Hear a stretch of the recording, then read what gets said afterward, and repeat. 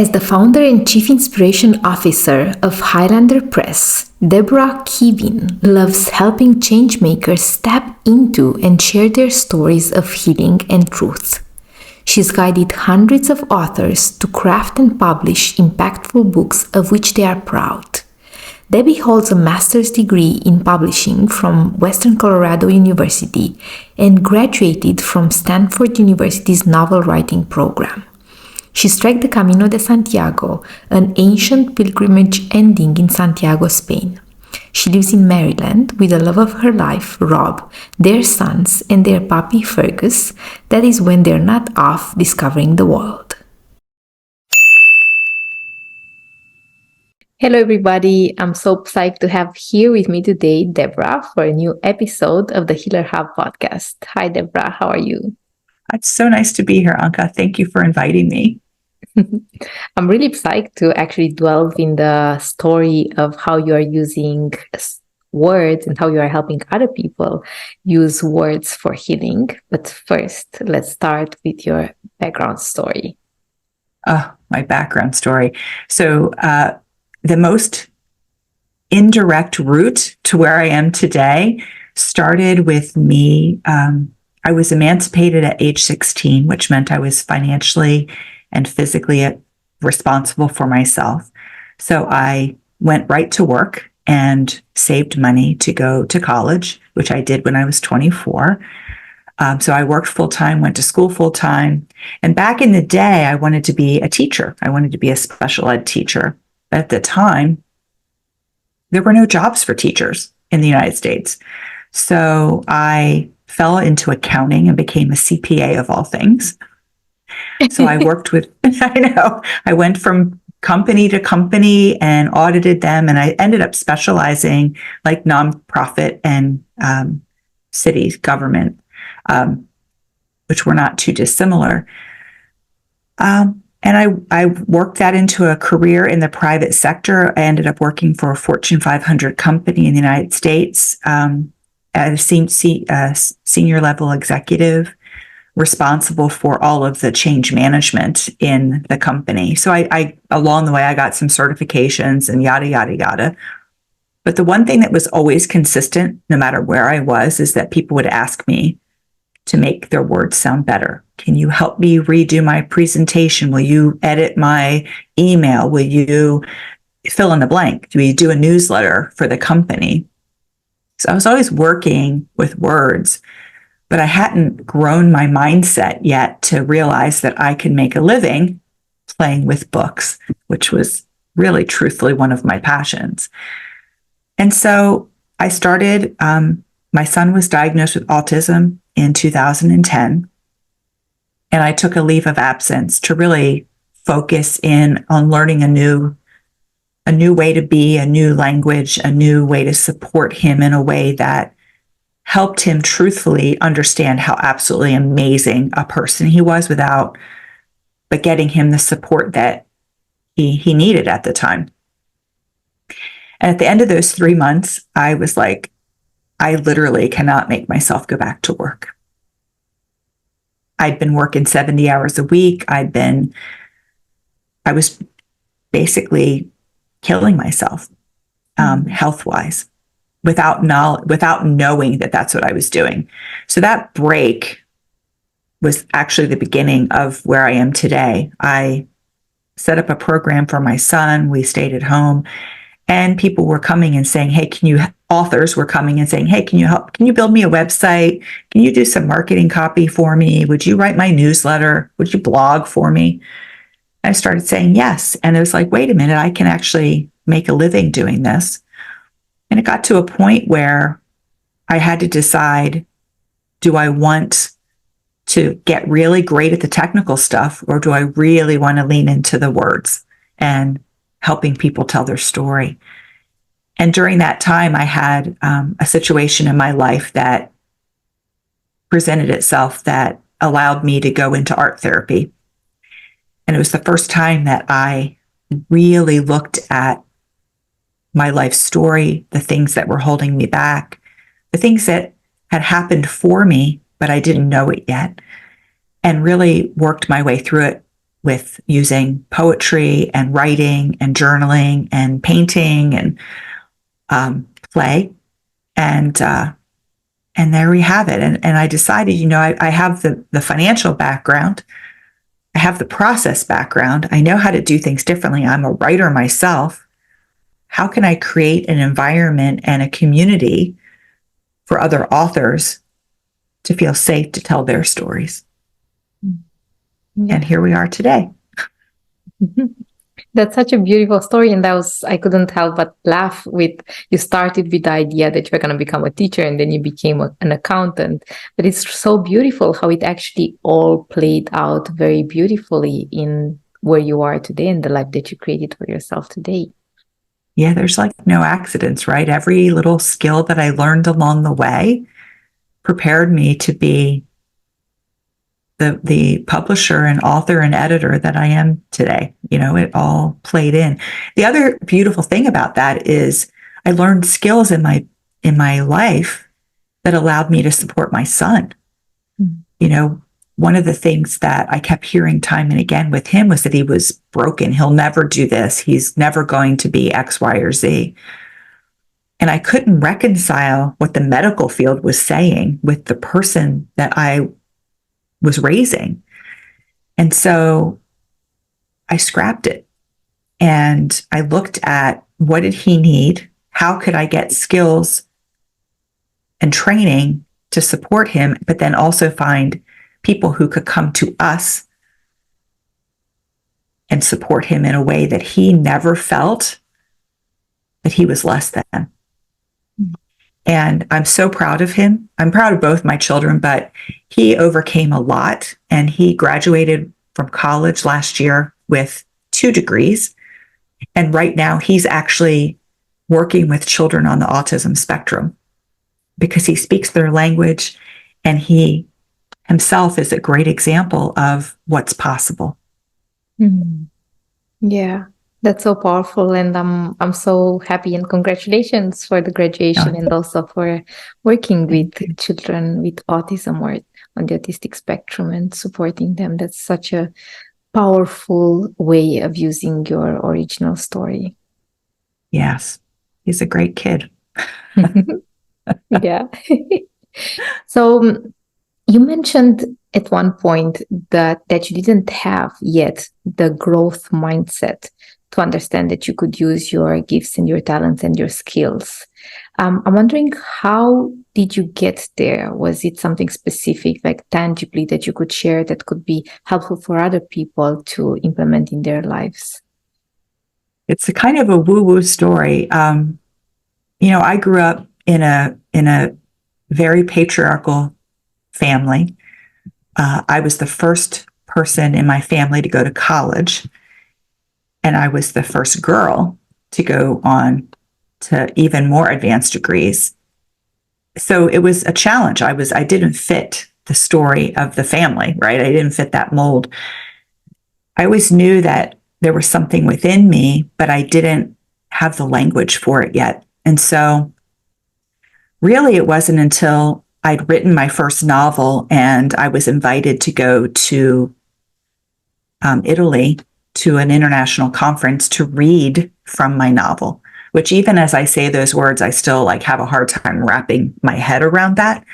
But I did, and I went, and I was with a couple of women that I know, one who's a middle grade author and one who is a poet. And the poet said, "Hey, I've got these little angel cards, and why don't we just have fun? And every day we'll just pull an angel card." And I'm like, what are angel cards? I'd never even heard of them. They were just these little cards that had little messages that were from allegedly from your angels. So I'm like, sure, I'm in. Let's do it every day. So we were gone for 10 days, 9 days. And this is a deck of 54 cards. So it's shuffled, moved around. 9 days in a row, I pulled the same card, which was get out of your own way. And I knew I was in my own way, but I didn't know how. So I fly back to the United States. I get settled back in at home and I power up the computer and I turn on Facebook. And a former colleague of mine posted a video from a personal development guru. And the message on the video was, "Are you getting in your own way?" Like, I literally was like, "I hear you. I got it." And so I went to a mindset retreat, and that mindset retreat really was like, it was like walking through the door to Wonderland. Like, I'm like, oh my gosh, I'm surrounded by all of these women who are doing incredible work in the world. How do I learn what I don't know? How can I change my mindset to, I think I always had a growth mindset, but I didn't have the language, right? I was always like, how can I do better? What can I learn? But then I got the language and I got the examples, and there was no going back. Taking the time to really dig in and heal those parts of me that needed to be healed and grow myself was the greatest gift I ever gave myself. Yeah. I love how there was an intervention on the part of the universe. It was very loud and not quite subtle. Yeah, exactly. It's like, I can't ignore this. And it was perfect. It's exactly what I needed. And I struggled. I struggled, first of all, to feel worthy. I struggled really to heal that inner child where I'd had some trauma as a kid. Most kids aren't emotionally and financially responsible for themselves at 16 under normal circumstances. And really recognizing that the things that made me not fit in my family were actually my superpowers. I still love my family. I'm still very connected with my family. But I don't apologize or hide what I'm really great at. Yeah, that's so powerful. I love the energy behind those words. And I think that that's something that I hope a lot of women are going to tune in. Sometimes we experience a lot of shame and guilt around becoming greater than what was expected or what had been laid out for us. And it's interesting because I think that it's just like a subtle, sometimes very much from the unconscious space that our caregivers transmit energetically. And it's beautiful because you mentioned this also, that you are still very much connected with your family, yet you don't apologize for becoming who you are today. And I think it's the same tension that we have between or maybe the tension that I recognize in my own story between our parents and caregiver really wanting for us to be successful and to live that beautiful life, but in a certain way, a sort of ancestral fear of you shouldn't become louder, more visible, because that's going to be very dangerous. And mostly if you're a woman, it's going to be infinitely well, and more frankly, dangerous. I mean, in many cases, that's a truth, right? I mean, if you think about what's happening in the world today, but also think about where our parents and grandparents, what they lived through. They lived through World War II, and they came from a global depression, and there was a lot of fear. And I think you're absolutely right that a lot of that got transmitted generationally, not intentionally, and not from a place of, it was from a place of love, like, be great, but don't be too great. Be visible, but don't be too visible, because it wasn't safe. Yeah. And so reconciling that and saying, I understand why it happened and I understand how it came, but does this message or this subconscious belief serve me? And if it doesn't serve me, how can I unravel it and what can I replace it with? Yeah. And what you also mentioned about not knowing what you do not know and finding ways, finding contexts, finding people also who support you in gaining that awareness. Because sometimes the blind spots that we have, they're actually very obvious and very much in front of our eyes. But we need just a little bit of support to unveil that and to see it. Sometimes it's very plain, it's very simple, what you were mentioning. We are in our own way.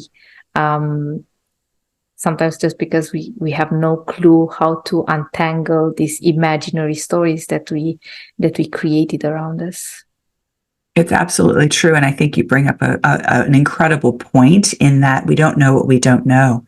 Mm-hmm. We can't give ourselves a good haircut, and we can't often see the things that are tripping us up, but other people can sometimes see them more clearly. And if you surround yourself with people who are loving and supportive and can call you on it, but in a way that is like, hey, did you notice? I'll give you an example. When I first started my business, and I was going through this mentorship program, I was in a mastermind group with an incredible woman.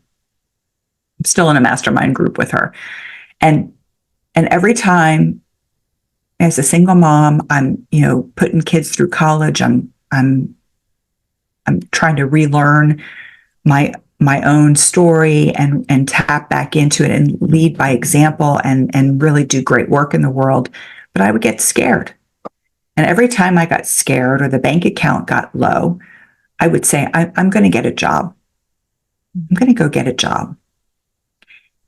And I am forever grateful to Jill for saying to me, are you even aware that this is your pattern?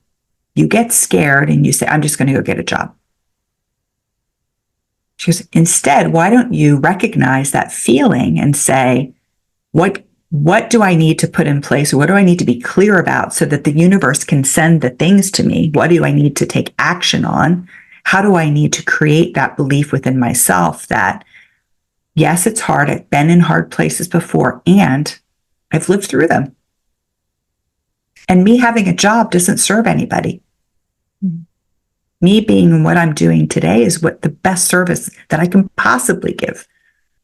Mm-hmm. And why would I want to give that up? Mm. Yeah, there are two things that came to my heart and my mind as you were talking about this. I think that sometimes we don't realize this tendency to go for safety, which a job is not really safety. It's just what has been inculcated in us as being safety. And I think it's the most stringent form of internalized patriarchy. Okay, yes, because somebody else takes care of you. Oh, that is such a great way of framing that experience. I love it.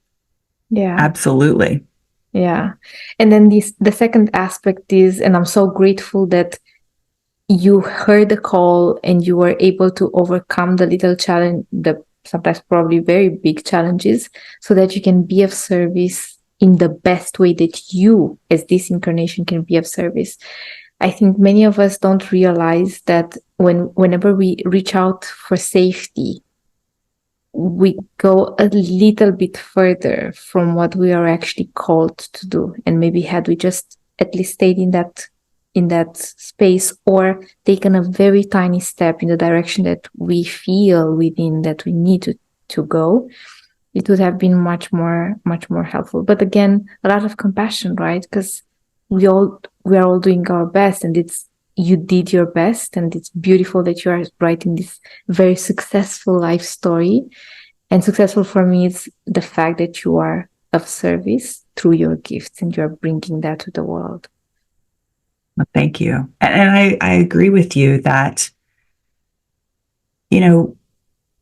we all know what we don't know what we don't know. And if we just take that one step, you don't have to see the whole staircase, but if you take that first step and trust that the next step, when it's time, will reveal itself and the exact right people will be in your way when it's time and when you've grown yourself to that place. I love the movie Indiana Jones and the Last Crusade. And my favorite part of that movie is the very end where Indiana has to cross this great big chasm where there's no apparent way to get from where he is to this little doorway. And he says he has to step out in faith. And he just takes one step. And we realize that it's an optical illusion, that there's a path, there's a plank. And he takes some dirt and he throws it. And it's like, by just taking that first step and trusting and being in faith that the path will appear, that is the strongest, most courageous thing I think anyone can do. Yeah. It makes me think also of how excruciatingly difficult it is. It totally is. I was thinking about this earlier, and Denzel Washington, who's an American film actor, said, and I believe it's him, and I could be mislabeling it. If you're not living on the edge, you're taking up too much space. And the edge that he's referring to is the edge between comfort and abject fear. Mm-hmm. And I've learned just through trial and error that the things that make me comfortable are not the things that help me grow.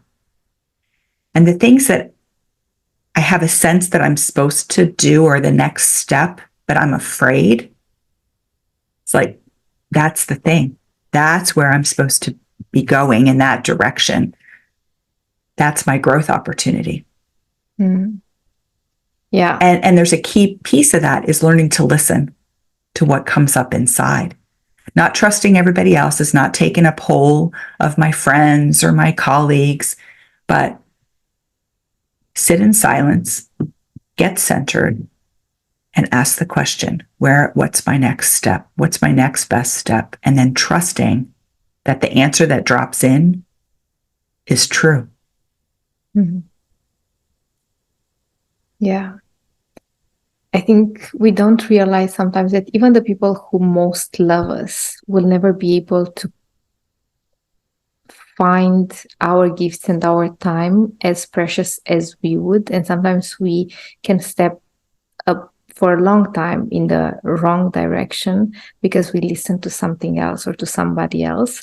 And what I found for myself is that resistance always shows me the way, because the things that I resist most and the things that I am most afraid of are the things that are actually calling me into the direction that my soul has chosen to expand.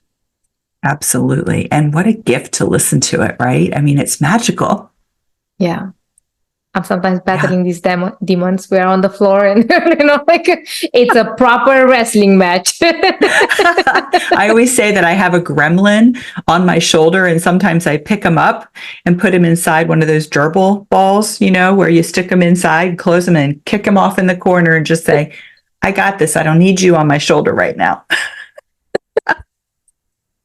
I let you out in a little bit, but just let me do my thing for now. Hush. Yeah. I also stand in front of the mirror when I'm really afraid and my ego is showing up, and my ego's job is to keep me safe, right? It's like I can look at myself in the mirror and just say, I appreciate that you're trying to keep me safe. I appreciate that you've gotten me to this point, but I know that this is the right thing. So trust me. And by looking at myself in the eyes and saying that, I can feel like the tension sort of drift away. It's like, okay, we got this. Let's go do it. Yeah, that's amazing. I love tangible practices. So I hope that people are listening to this and they will give it a try, because until you try, you don't know if it's going to work for you or not. Thank you. Yeah, so I know that you walked El Camino. You went to Spain and Portugal, or only the Spain part of the... I did France and Spain. Yeah. Mm-hmm. So how was it, and what drew you to that experience? It's such a great question. I first learned, because in the United States, nobody really knew of the Camino. It wasn't a thing. We hear about the Appalachian Trail and all of the Pacific Coast Trail. And I've been a hiker since I was a kid, and I love being in nature. And when my former boss watched a movie called The Way, which a lot of Americans have learned about the Camino through this movie, and he watched it and he sent me a text and said, I just watched a movie that I think you were going to love. And I happened to be home and it was on Netflix, and I watched the movie in 2013. I'm like, oh my gosh. This is incredible. And I felt this calling. I can't even explain. It was a yearning to do this. And I was not encouraged to do it, but it was something I just knew that I wanted to do. And I made my kids watch the movie, and I'm like, would you want to do this with me someday? Hard pass. And I had to grow. So 2017, it was June. I'll never forget it. I walked into the meeting of this mentorship program that I'm talking about. I was in Connecticut. And there was a table at the front of the room, and I put my stuff down, and I'm just standing there. I'm very introverted, believe it or not. And I just sort of was hovering.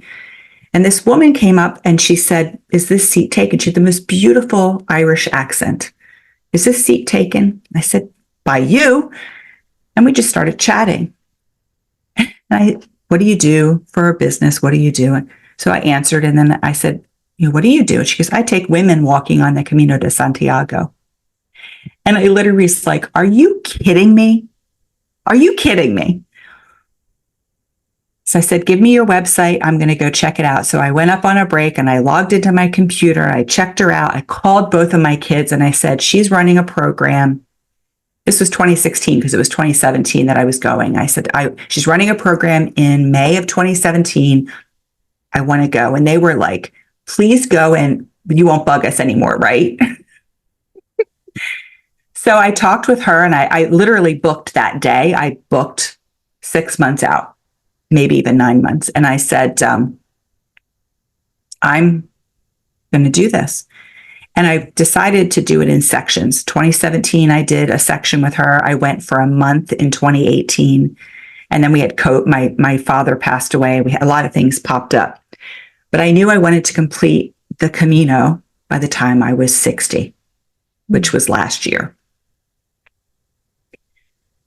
Flash forward, long story, but I got remarried, and I said, "I just need you to know that I have this goal, and I'm doing this last section, and I'm going to go in the September, October of 2023. So I've got to finish by the time I'm 60. And he's like, "Well, I'll come with you." And so we walked that last section with my friend Heather and a couple of other incredible people, and my husband was there too. And I'm not a religious person, but I have a very strong spiritual side, and I cannot tell you why I was drawn to it, but I have to tell you that it's one of the most impactful things that I've ever done for myself. Because for the first time in my life, the only decision I had to make was, what was I having for lunch? The first time I packed everything I might ever possibly need in my backpack, and it was too much. And I learned this saying that don't, pack for what you need, but don't pack your fears. I totally packed my fears and my stories and all the weight of everything in my experience up to that point. The next time I went was a little bit better. I went for a longer period of time, walked a longer section. But this time, I had a little day pack. I was completely present. And you until you've done it or had some sort of experience like this, the magic of the people who you meet along the way, the experiences that you have, the things that you see, they just completely shifted everything about my life. I came back realizing I was carrying all these heavy stories that didn't serve me, and they were stopping me. They were part of what was getting in my way. And I'm like, okay, what do I want to keep to go forward? I literally visualized a backpack with all these big, heavy, heavy books, pulling a book out and saying, okay, what's the page that I want to keep? And let's get rid of the book. Let's get rid of the heaviness. Let's keep the joy. Let's keep the lessons. Let's keep the happy memories, and let's get rid of the rest. Absolutely transformative.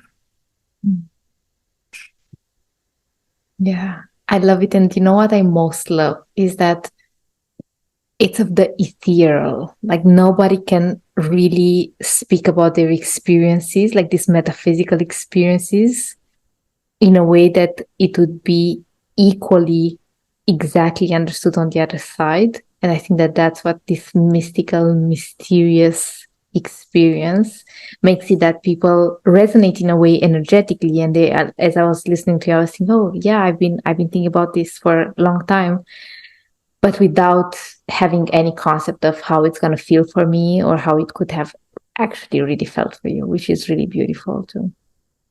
Thank you for asking. So I'm curious about the writing experience. You are a writer yourself, and then you support other people with their books. I imagine that so many people have had this thought of, I'm going to write at least something short, if not a novel.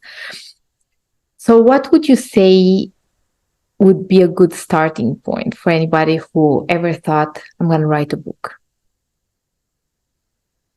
Such a great question. I have two. One is begin with the end in mind. So what is it that you want your book to do? In other words, is it a novel that you want to, create a novelist stream of income? Or is it to support your area of expertise in your business? And if it's to support the area of expertise in your business, who is it going to be written for and how will it serve them? That's the first question to ask. And then you can get clear on what to actually write.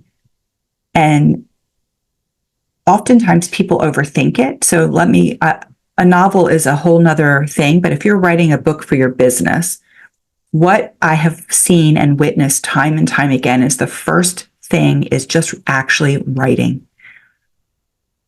How you help people, who you help, how you show up. What were your stories woven in there that brought you to the place of doing what you do? Because that's a guide for other people and they can see themselves in your words. But just actually write it. Don't worry about it being good. Don't worry about if somebody else has said something similar. Don't worry about any of that. Just physically write. Schedule time every day. I say Monday to Friday or whatever suits your schedule, but build the habit of writing, even if it's 15 minutes a day. Stop in the middle of your sentence because then the next day you just pick up where you left off. Do not edit while you're writing because then you're stopping the flow and the energetic of what's coming to and through you, as opposed to, doing the logical side of your brain, which shuts down creativity so quickly. And don't be afraid to be terrible because everybody's first draft is just that. One of my professors once said, just romp all over the page. Do not worry about your tenses. Do not worry about your point of view. Do not worry about any of that. Just get it on the page because you can edit anything, but you cannot edit a blank page.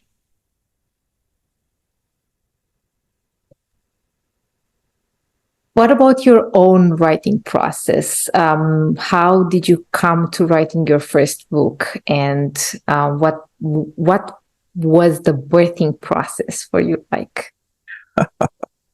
So I've written nonfiction books and they've been published, but my first book is a novel. It is not yet published. And during that break from when I was working till I started my business, I just started writing. I took a couple of classes just to tap back into the writing process. And in that time period, I got a notice that Stanford University was putting together a creative writing program and to submit. And so I talked to a couple of my friends we were kind of in a little writing circle together. And I'm like, I kind of want to do this. The whole process was a 2-year program. And at the end, you had a completed novel. And you worked with a published author that helped with the developmental aspects of the novel. I thought, this is kind of cool.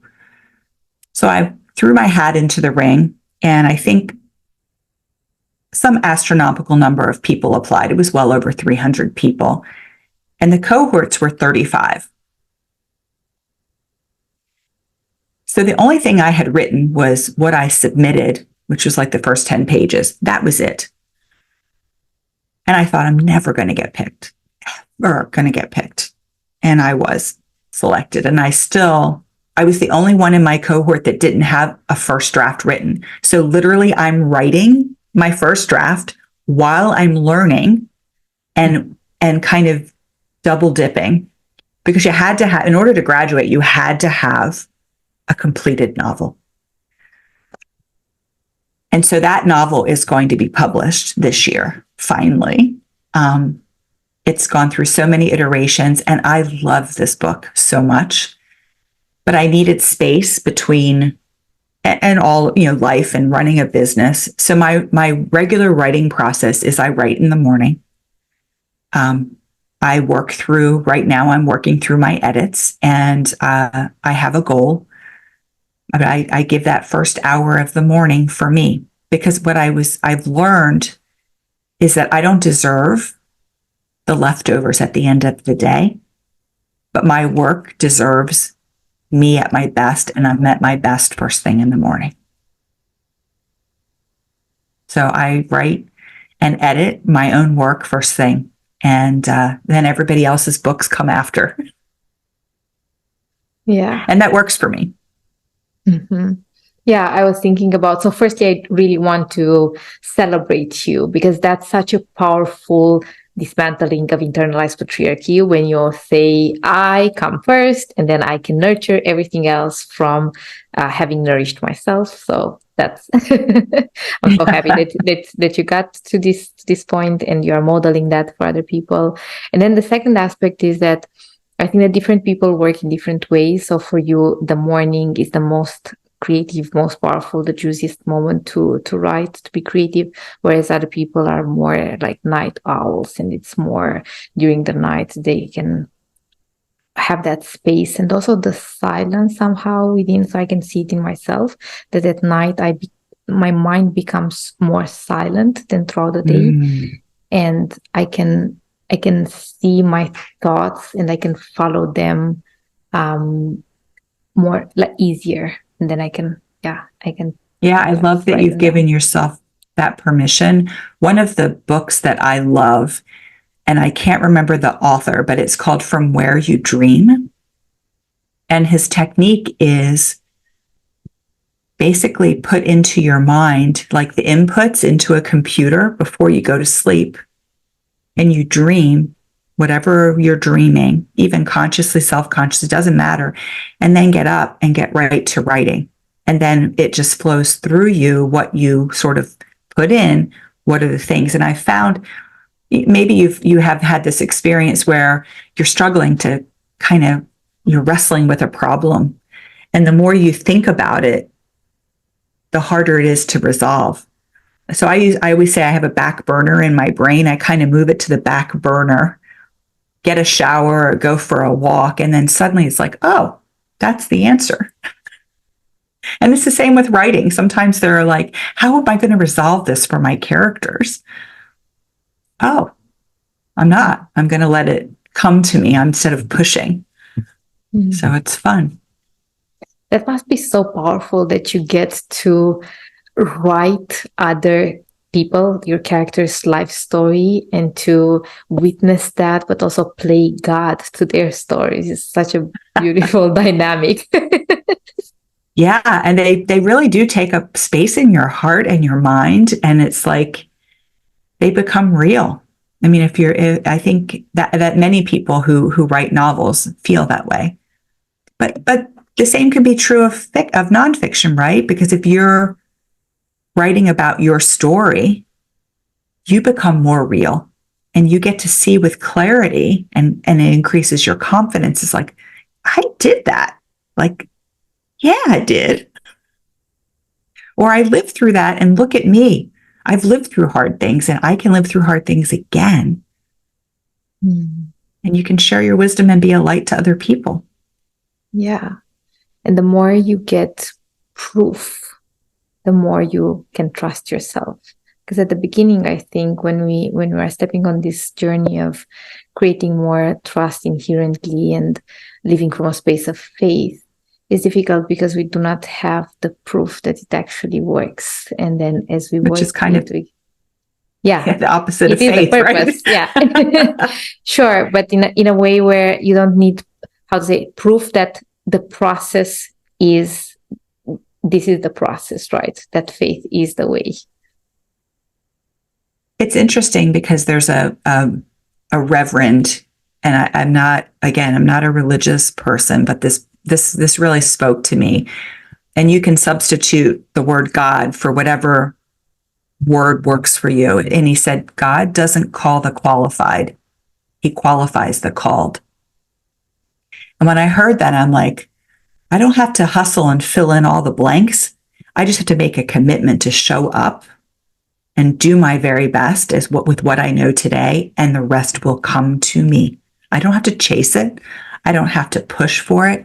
I have to trust and lead in faith. Mm-hmm. And it's a powerful reframe. Yeah. Yes. 100%. I'm wondering how you are helping people on their healing journey, if you're interweaving the publishing with some coaching or healing or holding space for them. Yeah, so we actually, when people come to work with us and we agree we want to publish their book, there's a 2-prong process. The one prong is classes where we put together small groups of authors who are going through the publishing process at the same time. And I say publishing, but it's really the editing, the publishing, launching, and beyond. So it's a 4-step of the 5-step part of the process. So they're kind of learning about their author business, because it truly is a business, and all the pieces that go into it. It's very collaborative, like cover design and what choices do you have for the layout of your book and things like that. And parallel path is we're doing the editing. And so we're helping them dig in and look at the manuscript and say, okay, this is what you submitted. Here's where it is. Let's look at it developmentally. What do we want to add from a story perspective? What do we want to take away? I often talk about personal versus private. Like, you can share personal information, but there are certain things that are private that you don't necessarily want to have out in a book. And they're 2 very different energies. And what is in the service of your reader? Like, what's the intention? And we go through that developmental process, and that's a one-on-one process with either me or one of our editors. And it's a very close relationship because you trust each other. The author trusts that the editors are guiding them to create the best possible version of their book, while accentuating their voice, not eliminating it, by really polishing what they have already. And I give an example of one of our authors wrote a 100-page book. It was a thought leader book, 100 pages. Chapter 3 was 50 pages. Half the book was one chapter. And I read this and I thought, I had this really tough conversation with her. And I said, your book is actually chapter 3. Mm-hmm. The rest could be another book, but this is your book. And it was a very hard time in her life. I mean, she lost a husband, very young children, very unexpected death. But the gifts that she learned and how she grew into who she was that day were absolutely inspirational. In order to expand that 50 pages to an actual book, she had to relive some really tough times. Mm-hmm. But by reliving that, it reinforced for her that she can live through hard things, that she could reflect on, oh my gosh, in this shorter period of time, I left a corporate position. I've raised 3 great kids. I started my own company, and now it's growing, and I'm doing these other, like, the absolute awe that she learned to have for herself through that process, and deep respect and deep gratitude for the gifts that she was given through that horrible experience were transformational. And so that's really our job as editors and as people who guide people to tell their story and coach. I coached a woman, again, who has a coach. She has a therapy business where she really deals with people who have gone through trauma. And we've all gone through trauma at some level.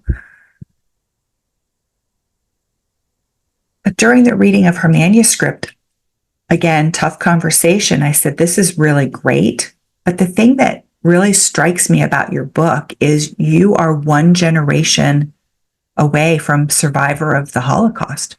Your father was in a concentration camp and he came to America and restarted a life. And the trauma that you experienced growing up could never possibly compare to the trauma that he experienced. And that's your story. How do you recognize what you've experienced, not as a mirror to what your father has experienced, because they're not comparable. Your experience is just as traumatic one generation away. And it shifted everything for her. I mean, she's coaching more openly. She's talking about it. And I was so grateful to work on that book because her father was still alive at the time. And he got to witness that she became a best-selling author of this book. Her book is in the Mauthausen Holocaust Memorial Museum. It's in the U.S. Holocaust Memorial Museum. It's in the Israeli Holocaust Memorial Museum. The book is powerful. Mm. And he got to live to see their story get told in such a powerful way. So sometimes the manuscript that comes isn't the manuscript that gets published. I would have imagined that maybe 99.99% is not the same manuscript. Yeah, for sure, it's not the same. But again, there's a way to see what's being said and also what's not being said, and that's what's not being said. That's typically the really hard stuff, and that's the hard things that we get to relive and go back through to release them and be healed. Really, truly healed through the sharing of it and releasing the shame. You touched on that earlier, right? And the stories that we tell ourselves and what people might judge us. We're judging ourselves. And people will judge, and we will continue judging ourselves. And that's okay. I think it's just a part of the process, and it's more, and what are you going to do about it?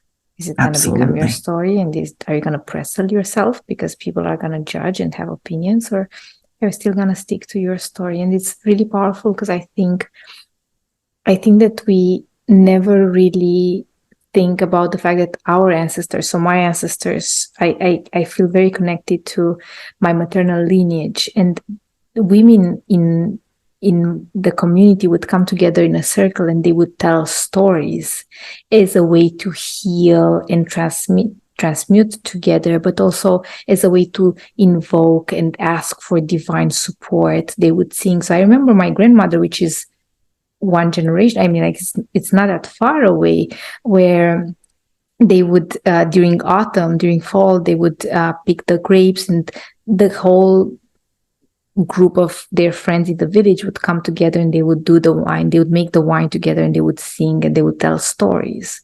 And I think that writing books, or writing in general, plays that role of sharing parts of your soul and being witnessed on a larger scale.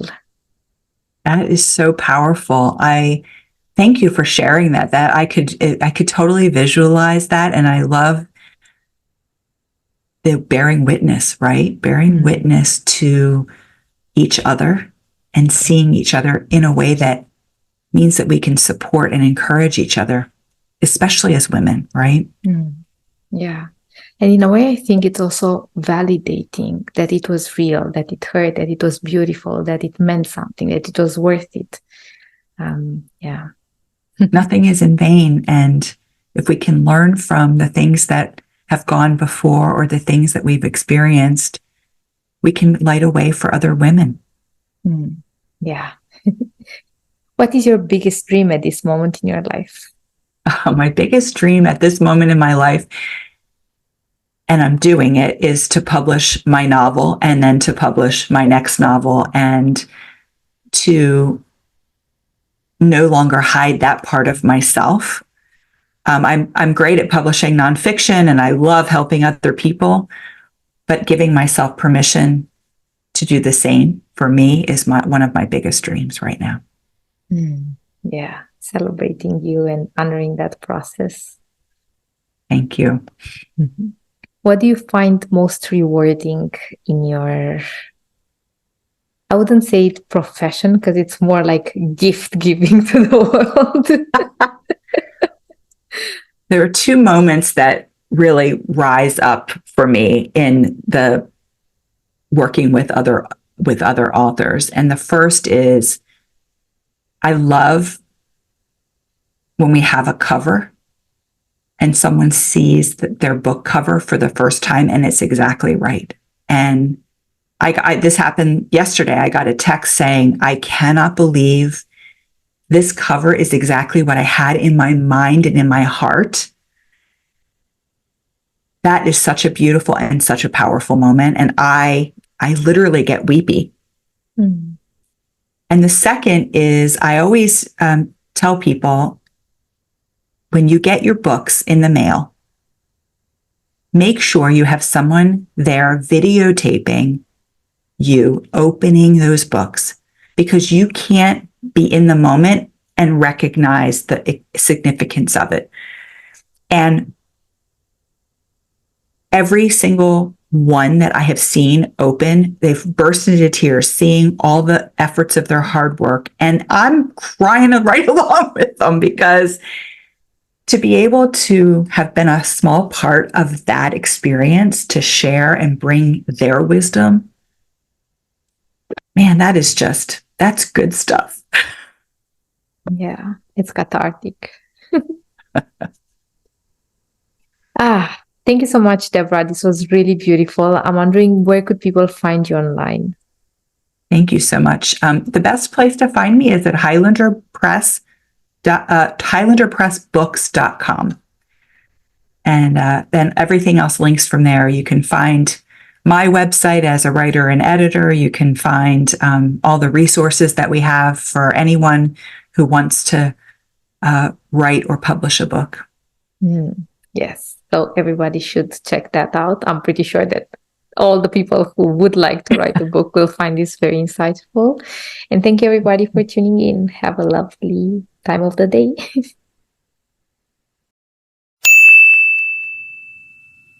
The best way to support the Healer Hub podcast is to review on Apple Podcasts and Spotify and share it with your people. Thank you so much. Deeply grateful for your support.